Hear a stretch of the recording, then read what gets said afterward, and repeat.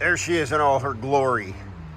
1994 Yanmar B-27. I picked this up in Schenectady, New York last night. 2,800 hours on it. Solid little machine, runs real good. Hydraulic thumb on it. Pretty happy with the price I got on it. You know, it's funny, prior to picking this up, I was just looking at some videos of them online. And I'm sure if many people who will stumble on this video have heard of Andrew Camarata, who happens to be a hometown boy.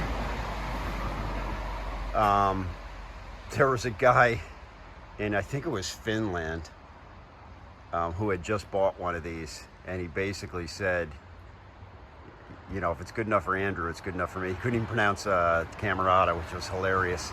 But I actually had thought the same thing. I was looking at a New Holland machine. I happen to like the Yanmar stuff. I mean, my John Deere skid steer has a Yanmar motor in it.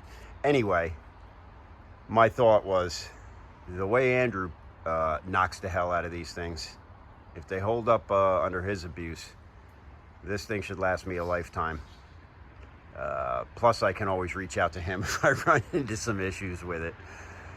All right, first order. It's going to stay right on the trailer. It's going to go straight over to Kelly's house. Got some stumps I'm going to dig, and then we're probably going to start on her retaining wall.